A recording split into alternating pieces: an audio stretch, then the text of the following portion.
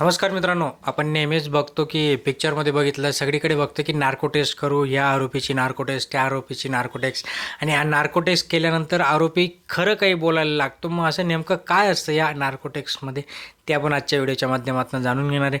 मित्रांनो, अशाच महत्त्वपूर्ण वेगवेगळ्या प्रकारचे नॉलेज आपण आपल्या चॅनलवर तुमच्यासाठी घेऊन येणार आहोत. त्यासाठी चॅनलला अजून सबस्क्राईब केलं नसेल सबस्क्राईब करून ठेवा, लाईक करा, व्हिडिओला जास्तीत जास्त लोकांपर्यंत शेअर करा. कोलकाता येथील आर.जी. कर वैद्यकीय महाविद्यालय आणि रुग्णालयात प्रशिक्षणार्थी डॉक्टर तरुणीवर बलात्कार करून तिची हत्या करण्यात आली होती. या घटनेला महिना उलटला असला तरी पश्चिम बंगालमधील वातावरण अद्याप काही शांत झालेलं आपल्याला दिसत नाहीये. या गुन्ह्यातील मुख्य आरोपी संजय रॉय याची नार्को टेस्ट घेण्याची सीबीआय मागणी कोलकाता न्यायालयाने शुक्रवारी केली होती आणि ती फेटाळून लावली देखील. संजय रॉयने सुरुवातीला चाचणी घेण्यास नकार दिला होता, मात्र तो आता या टेस्टसाठी तयार नसल्याचे न्यायालयाने सांगितले. याआधी श्रद्धा बालकर हत्या प्रकरणात आफताब जो पुनावालाची नार्को टेस्ट घेण्याचा निर्णय प्रकार किंवा समोर सगळ्या गोष्टी आल्या होत्या. काही गंभीर गुन्ह्यांची उकल करण्यासाठी मुख्य आरोपीची नार्को टेस्ट घेण्याची मागणी तपास यंत्रणेकडून केली जाते. ही टेस्ट नेमकी कशी घेतात, त्यातून काय निष्पन्न होते, टेस्ट घेण्याची परवानगी कुणाकडून घेतली जाते, याबद्दल आज आपण जाणून घेणार आहोत की नार्को टेस्ट म्हणजे नेमकं काय. एखाद्या गंभीर प्रकरणात गुन्हेगार जर चौकशी सहकार्य करत नसेल तर त्याची नार्को टेस्ट करण्याची आणि त्या माध्यमातून सत्य जाणून घेण्याचा प्रयत्न केला जातो. यासाठी संबंधित न्यायालयाची परवानगी मिळवणे गरजेचं असतं.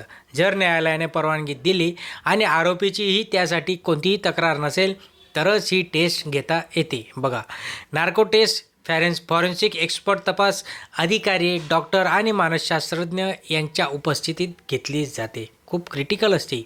नार्को टेस्ट कशी घेतली जाते तर नार्को विश्लेषण टेस्ट करत असताना आरोपीच्या शरीरात इंजेक्शनद्वारे सोडियम पेटोथल हे औषध सोडलं जातं. हे औषध शरीरात जाताच आरोपी संमोहित अवस्थेत जातो. त्याचे आत्मभान आणि कल्पना करण्याची क्षमता खुंटते. त्यामुळे या अवस्थेत विचारलेल्या प्रश्नांची उत्तरे देताना आरोपीला खोटे बोलणे अवघड जाते. म्हणजे तो विचारच करू नाही शकत की आपण खोटं कसं बोलायचं. या औषधामुळे आरोपी संमोहन अवस्थेत असल्यामुळे त्याला खोटे बोलता येत नाही.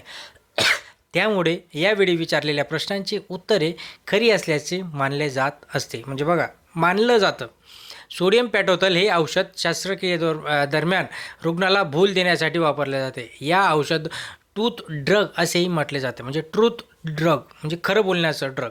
सर्वोच्च न्यायालयाने 2010 साली दिलेल्या निकालानुसार आरोपींच्या संमतीशिवाय नार्को विश्लेषण चाचणी घेतली जाऊ शकत नाही. नार्को टेस्टला कायदेशीर वैधता असली तरी कोणत्याही परिस्थितीत अशा चाचणीला परवानगी द्यायची का नाही हा सर्व निर्णय हा न्यायालयाकडूनच घेतला जातो. ओके.